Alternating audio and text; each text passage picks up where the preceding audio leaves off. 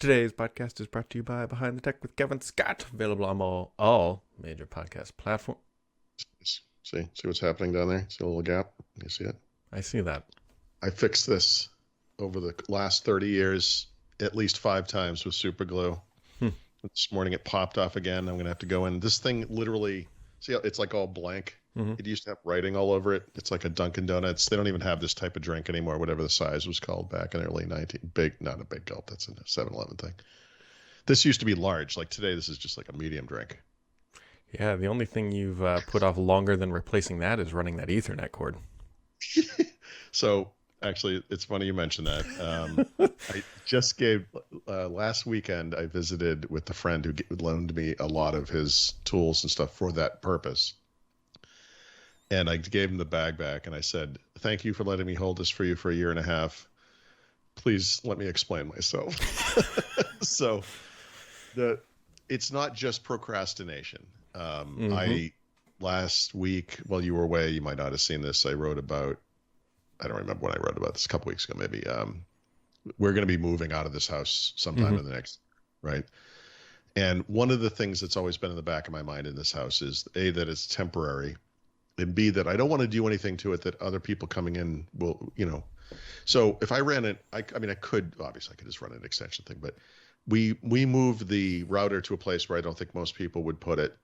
And then I would run an Ethernet jack into a room that's usually a dining room, from a room that's a living room that normally wouldn't have it there. And it's like in the back of my mind, I've been trying to think of ways to do it in a way that's not obtrusive but ultimately what stopped me from doing it's like it's so temporary. Like, what's the point? It's not, like I said, it's not just me like being lazy, although listen, I'll own up to that for sure. But no, there's a lot that went into it. And now that we finally have concrete plans is a strong term, but we've set a deadline for ourselves. Let's put it that way. Like, I'm a lot more concerned about this, Brad. This is huge. I was just watching you. This is a day-to-day problem. I think what you've designed or talked about is the exact analysis paralysis. If you would have just done it, it would have been fine. But now you've overthought it, and now you're pulling it back, and you're not going to do it. And I don't know if I'm disappointed. No, that's absolutely fair. I absolutely suffer from that for sure. Oh, I think we all do. Yeah. So here's I got to be careful because my wife can probably hear this. So here's a marriage-related question for the viewers. This will be a good one. This is good timing too, because I think my wife's standing in the next room as you ask this question. Well, so my wife cut her finger 2 days ago. 2 days ago. Yeah, 2 days ago, and it's a pretty bad cut. In theory, she might. How'd she do this? She was reaching into a cabinet, hit a razor blade, and it sliced it. Yeah. Not a good cut. Not a good cut. We've sought appropriate medical facilities, whatever. I'll explain that later. But she has a cut on her finger. So I go to Walgreens, and they have, people have probably heard of this. It's called New Skin. Like, it's like you just paint it on. Yeah. It's like a Durabond type thing. Yep. So, Paul, there were 2 options on the selection: pain-free and antibiotic. Right. They now, are. Why would those be an option? Okay, well, if you want to kill the germs, it's not going to be pain-free. Gotcha. Okay. So the question is, for your spouse, do you choose pain-free, which is a temporary solution, or do you choose antibiotic, which is thinking about her long-term health, but it's going to hurt? Oh, that's interesting. I bet my wife would have chosen the latter one. That's what I chose. I was thinking long-term. And when I put, like, she's holding her finger, and, like, when I painted it on, it burned. Like, I could... Yeah. She's like, you couldn't have gone for the pain-free. I'm like, I'm thinking long-term health. I will point out to the crowd here that you do delight in taking videos of your child losing balloons, getting hit in the head with a snowball. That was a neighbor, I guess. Videos of that type. I mean, yeah, it's possible. In the back of your mind, you were like, this will be enjoyable on some level. Remember that time he burnt the chicken? Right. So anyways, if you want to pay $10 to talk to Cortana, you can now do that. That's a bold move by Microsoft. So this is my take on that is that the COVID era freebie time has ended. Yeah. Microsoft is going to start charging for new stuff now. And you know, I that's fine. I've seen some interesting defenses of this product. You're referring to Microsoft Scheduler, which just went live, I guess, in Microsoft 365 commercial. Personally, obviously, we don't need this for our little company, but I would rather pay $10 a month not to have any meetings. Is that a service that Microsoft offers? Could I sign into that? I believe it's called Chapter 12.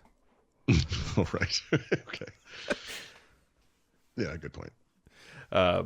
So you can do that. I think the thing I don't quite get is it's $10 per month, which is one thing, but per user. Yeah. That's where it's like if it was $10 Well, per.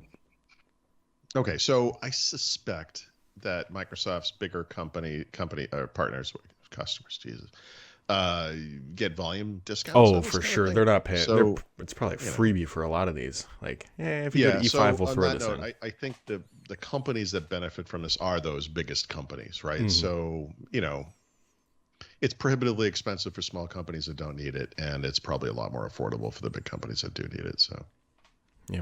But I hear you. You are talking to Cortana. That's considered a human rights violation in certain countries, you know. It really is. So, I don't know. Let's see. You did something with the Xbox, didn't you? Yeah. So, by the way, I've been meaning to write something. I meant to write something like Xbox Series X 6 months later, right? It's actually 7 months later now. I'm kind of an idiot. And arguably it's 8 months later because I guess I got it earlier than that. But at least we agree on something. Yeah. But then what triggered this? Oh, the same thing we were just talking about. You can't really see this from this view, but if you were to see everything else in my office other than what's right behind me, it is a freaking disaster of a mess. And I'm pulling everything out of everything, and we're, I guess I'll call it triaging stuff. Like some stuff has got to go. It's got maybe be sold, maybe be given away, maybe be destroyed, whatever it is. And then, you know, whatever. So we're going through that process. And of course I have an OG Xbox One. I have a Xbox One S and Xbox One X, and then these two new consoles. And I only use one of them. Still don't know why Microsoft sent me both of these things, but, and I gotta figure out that, right. And then I was like, oh God, come on, let's do this right up. So I plugged in the Xbox One X, which was the console I was using before this Xbox Series X. And by the way, was 9 months ago the best console that Microsoft ever made. And it's interesting where it is as good as the new console and where it isn't. You know, and granted, I'm not playing brand new games, although I don't think there are any 2020 games that really show off the Series X in any meaningful way, right? I think we're still waiting for, you know, Halo or whatever to see that. But even given that, I'm playing a game. The game I play the most often is like almost 3 years old now, so it's not necessarily up to snuff with the latest stuff. The stuff I noticed, I mean, in a big way, honestly, is the sound. The Xbox One X is like a vacuum cleaner running constantly on the floor. The Xbox Series X is silent. It's, I mean, I'm sure if you went up to it, you could kind of hear maybe a fan sound. And I'm pretty sensitive to sound, but I don't hear anything. I think that, and then the load time stuff is huge, especially if quick resume is happening. And it's stuff I didn't really anticipate. Like the loading of a game is one thing, but like when I play a multiplayer game, there's a process you go through to get into the level as it's starting. Like all, you know, the sides have lined up, and before you get into the game, you have to choose which, you know, class you're going to be. That takes a lot longer on One X, and it takes so long. Sometimes the match has already started by the time you get to choose your class. That means your class might be gone, which, you know, because there's only 2 for each team. So that was kind of interesting. The thing I haven't written up yet is I've since switched over to the Xbox Series S, and I'll try to write that this morning if I have time. But for the games that I play, it's exactly the same as the Series X. The quality of the graphics, again, 3-year-old game, but is exactly the same. Exactly the same. And the speed, all the speed stuff, the quick boot, quick resume, is all there. And the newer controller, obviously, which I do prefer, with the share button especially. But it's interesting. I feel like the promise of these new consoles is still mostly a promise, and that we need to. We'll see I think this year we'll see the first games that are truly targeted. And it's probably true on PlayStation too. I have no experience with that, but on the Yeah, we already PlayStation know 5, of one that's coming. Flight Simulator. Microsoft has already announced that's coming. It Right, will not be right, backwards compatible. I think right. that title, and we'll probably get we got to get a Forza. I mean, that's kind of like their The eye go-to, yeah. candy, right? Oh, So that thing will have it will be like 200 frame, 200 frames per second or whatever. yeah. Yeah. So Anyway, it was interesting. I guess all I'm trying to say is if you have been upset because you can't find this console, unless it's like an emergency, you have literal broken hardware. Honestly, waiting until this fall even or beyond is you're doing okay. yeah, It's the experience is fine on Xbox One X. It's the type of thing I was just used to from using it all the time, as hmm anyone would be. Um, and yeah, sound and speed and all that is nice. But I mean, honestly, day-to-day gaming, it's for me yeah. anyway, I mean, hasn't PlayStation changed. So. 5 just got their arguably their first title that makes use of next gen hardware, which is the Ratchet and Clank game that like just came out Yeah, yesterday. So I just saw a thing about that, and it's described as being like an immersive Pixar game, essentially yeah, like a Pixar movie. Yeah, I'm not into that kind of thing too much, but yeah, you're right. It it's looks to that point of like we're yep, still like the titles are just starting to get yep, here, and yep. I think Flight Sim I think is going to be that'll be the one I think if the That's going to fan be is a going to kick on, differentiator. Yeah, it's going to be that it's one. going to be interesting to see how it compares to PC, Yep, especially on the X, yep. and what the experience is like on the S. And I'm sure there'll be all kinds of write-ups about that. But I hmm haven't heard anything about timing on that. I know it's this year, but It's I mean supposed there to be hasn't this been any. summer, so Is it this that's summer? I think that's the last we had heard. I'm hoping E3 is Sunday, That's a right? good point. And actually, So Microsoft has a gaming event coming up too, right? well, it's all tied in. So Yeah. Oh, it's tied into E3. Okay. Okay. yep, Hope springs eternal. yeah. So we will see here, and I don't know. It's kind of about. Oh, you know what else that I forgot to know? Mm-hmm. Uh, listeners of First Ring Daily have likely heard of the name Kevin Scott, but if you haven't, he has a new well, it's not a new podcast, but it's Behind the Tech with Kevin Scott, and he has a new episode out where they're talking about proteins. It's with David Baker, and it'll be linked down in the description below. It's definitely worth checking out. It is the newest episode in his series, and there's a bunch of other guests that have been participating in this podcast with him, people like Mae Jemison, Sam Altman, and a whole bunch of others. Make sure to add Behind the Tech to your podcast feed, as there's an impressive back catalog that is definitely worth exploring. And here we are. So I briefly downloaded Vivaldi because of Yeah. the mail app, Yep. Yep. and I have uninstalled Vivaldi. Really already. Yes. Okay. How come? Well, what I Just did thought the it same was, thing. I thought it was a standalone mail app. Yeah, it's a panel. It's Right. not. So here's what's interesting about that to me. I pointed that out as a flaw in the little post I made about it. The thing is, like the way I do mail now, it's actually a pinned tab in my browser. So Hmm. what's the difference? Well, mine is similar. But I install it as a web app. Yeah, Is the way that I do but it. you have so you can actually have your own icon for it in the Yeah. tray or at the taskbar. Yep. Yeah, I do wish it was like that. The new Vivaldi is interesting because it's really big on personalization. In fact, if anything, there are almost too many features to personalize. And I find the UI to be a little overloaded. And in this version, they added like 3 modes you can start off in, and one is like essentials, and it doesn't have any of the side panel status bar stuff. And you need the side panel thing for mail calendar and the feed reader. Because that's where they live, and I get it, but like you add these steps to it, and it's like, geez, I don't know. Like I really prefer my browser to be as minimalist as possible, which is part of the reason as Microsoft adds features to Edge, it's like, like what are you doing? That's why part of the reason I look at Safari and I think this looks great, even though they've obviously cribbed some features from other browsers. That's fine, but whatever.